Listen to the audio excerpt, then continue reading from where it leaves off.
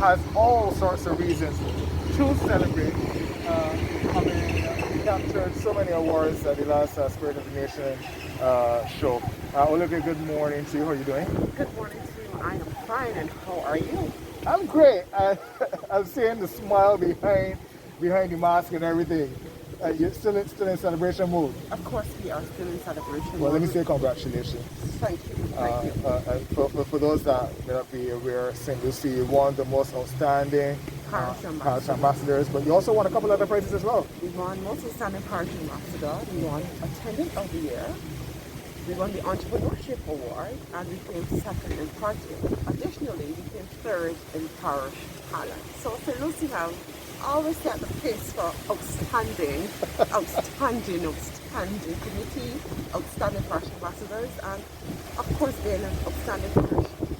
Well, you know, I know a lot of adjustments had to be made, particularly with operating in this pandemic.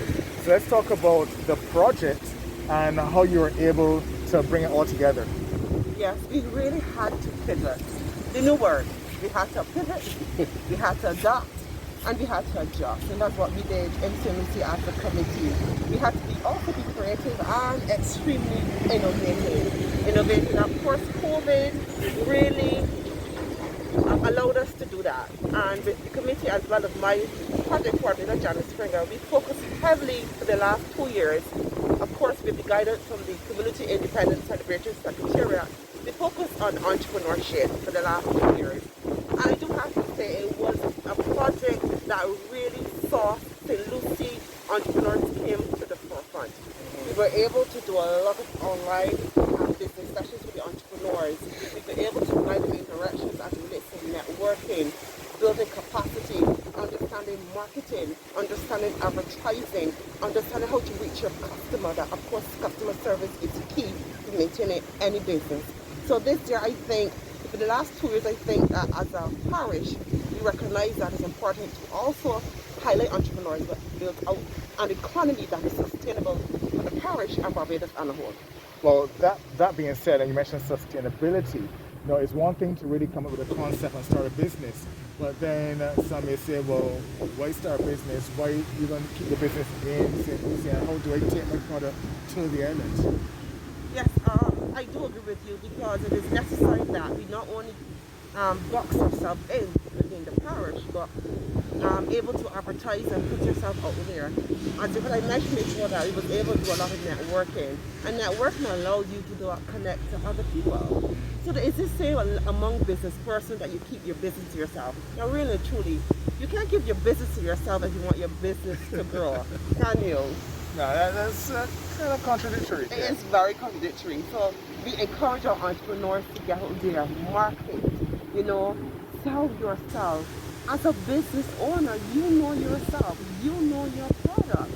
Don't be shy, get out there, build yourself. And to me, is to always educate and learn new skills and get new tools, and to make yourself marketable and sustainable. Because recognizing that we have to do this in this COVID, and if COVID haven't taught us anything, it has taught us how to be innovative and creative. Well, that is true. What's the reception been like? I mean, obviously we saw the results working within your committee, but overall, has the response really been favorable? Of course, it has always been favorable within St. Lucie. I do have to say to anyone who's listening from St. Lucie, thank you guys for supporting the Parish Independence Committee throughout the years. We've had numerous success throughout the years, and I do have to say there's something really unique about the parish. We have full support from our parishioners, we have full support from the church, we have full support from the school. So it doesn't matter if we really come as most outstanding, the support is always there, and of course we are still on a really, really good height from our success. Well, you know what, I'm going to take that there and go to the gentleman that's next to you. Yes. You talked about working with the entrepreneurs and being able to sell themselves and sell their business. But I want Tony, good morning to you. Good morning, sir. To sell this parish, because Olivia said, well, this is the St. Lucie man. This is the man that knows St. Lucie. So I just came from St. Peter, your friendly rivals next door. And they took me and showed me some cannons I never saw before. They showed me a little cave. I know your God have some other things here. Well, let me say morning to Barbados first thing. Kashi, This yes, man's setting me up already. yes, send me there to our friendly neighbors and stuff like that. But before we begin, let me give you a fun fact about where we are right now. We are at the St. Lucia Parish Church. And the fun fact about this church is it was destroyed by a hurricane at least 3 times. And here it is now standing, and it is represented as a hurricane shelter for residents in St. Lucie. So we know that over time experience teaches wisdom. So after being destroyed by hurricane, the architects or those that build it have built it in such a way now that it can house persons in case of a hurricane. Now you mentioned cannons. Now we too have cannons, but they were taken from the fort in St. Lucie and placed in front of the museum. So the two cannons that are based in front of the Barbados Museum came from St. Lucie. So you know a little bit about St. Lucie. Now selling St. Lucie, I have to big up the PIC. The PIC is very important. The committee is very important. Now, in terms of growth and helping young people, it is a very good developmental program. I am a past member of that program. I am the most outstanding parish ambassador for St. Lucie in 2010. What year is that? 2010. Okay. Yes, Sadie Maynard and Tony Pompey, remember those names? So I had the first-hand experience of going through the program as it relates to the entrepreneurship. I have entrepreneurship in my blood, passed on from my grandparents. My grandmother's buried right there behind us, Miss Marvel, they call her Olga, and my mom, she was a shop owner. So I experienced entrepreneurship from a very young age. St. Lucie is full of entrepreneurs and intellects. We are fortunate to have the networking going well for us in terms of having the community coming together, especially during the parish project.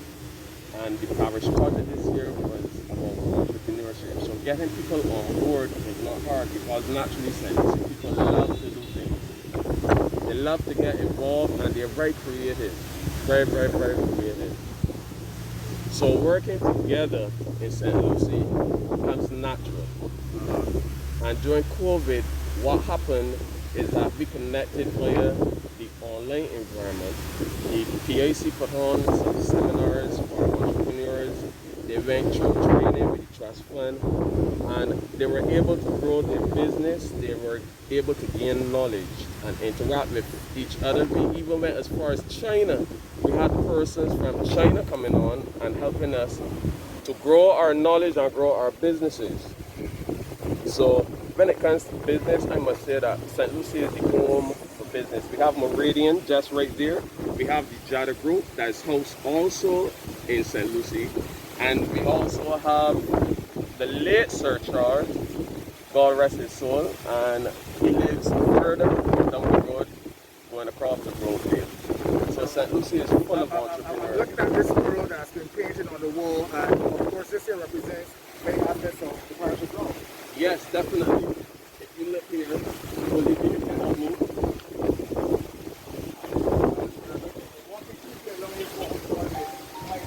Server elements now, and this is part of the project from the NCF, correct, where they're painting the murals across the island. Yes, and here we start with St. Lucie Republic.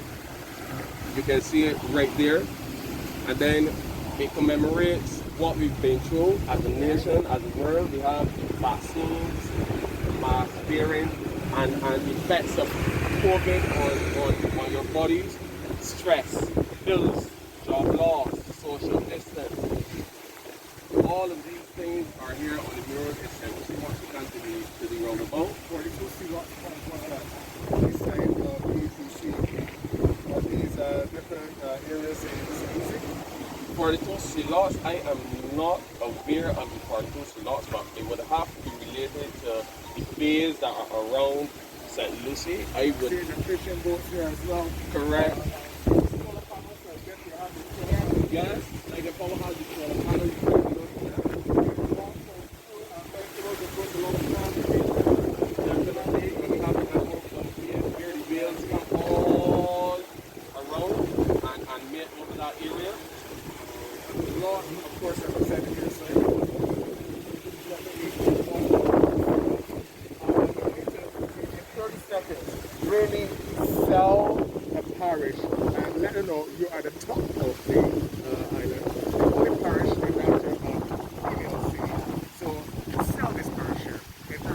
30 seconds.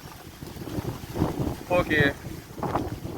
25. Coming to Barbados, you have to come to St. Lucie. You have to come to the crowning parish of Barbados. When you come to St. Lucie, you'll get love, you'll get peace, you'll get everything that can bring goodness to you, goodness to your family. Bring your friends, bring your family. Chip in, Olivia. Of course, and on top of that, we have to recognize that St. Lucie is authentically who we are.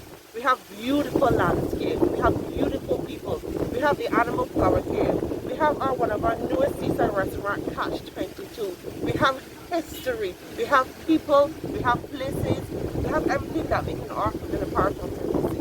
And right here, of course, there's the church, as Tony said, one of the oldest churches built in the parish. And I do have to say at this point, this church alone has history. We have The amalgamation of the Coleridge and Parry. yes, the school, and there's also a lot of history when it comes to the rest that are in this church. So alone, this church says it all. Come to St. Lucie, come and experience what we have. See we here? Discover our way. Tony, Olivia, thank you very much. St. Lucie, we are at the church. We're coming back to the studio, but we're going to come back and wrap it all up after the